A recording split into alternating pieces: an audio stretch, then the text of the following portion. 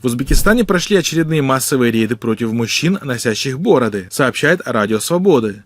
В ходе операции бородатых мужчин приглашали в местные отделения МВД для бесед, после чего принудительно брили. Причем, как сообщают журналисты, в числе жертв нового витка кампании по борьбе с бородой оказались даже известный певец, призер Олимпийских игр и турист.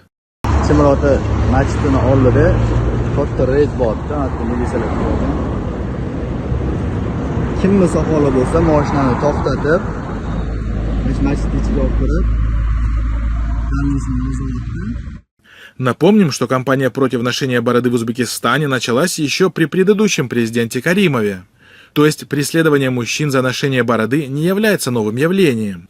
И хотя приход к власти Шавката Мирзиёева в 2016 году был встречен народом с надеждой на изменения, практика контроля и подавления религиозных атрибутов, таких как ношение бороды, возвращается к уровням времен правления Каримова. Buni jazo olmayotganni shaxsiy fikrimcha ikkita sababi bor. Birinchi o'rinda bular jazo olmayotgan sababi bu buyruqlar ancha yuqoridan kelyapti. Endi qay darajada yuqoridan kelyapti bilmadim, lekin ancha yuqoridan kelyapti. Shu darajadan ular shu sababdan ular jazolanishdan qo'rqmasdan insonlar huquqlarini, ya'ni buzishyapti.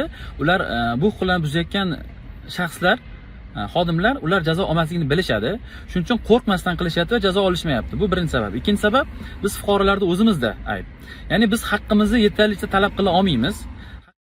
Наблюдатели считают, поведение силовиков нельзя списать на перегибы на местах, ведь очевидно, они получают такой сигнал из Ташкента и от администрации областей.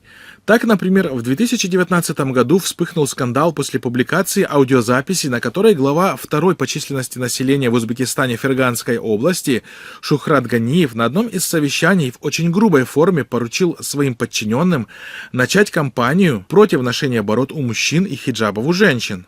386 человек – это мерзавцы с бородой.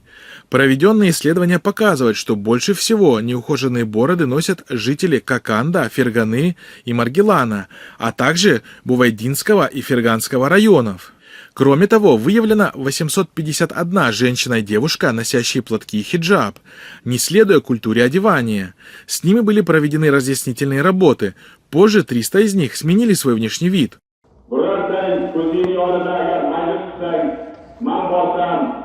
O'sha kiyimda o'tirgan ayol kishini ko'rsam, mahalladagimi, o'qituvchimi, savdogarmi, jamoatchimi, deputatmi, o'sha ro'molni olib og'ziga tiqib qo'yaman.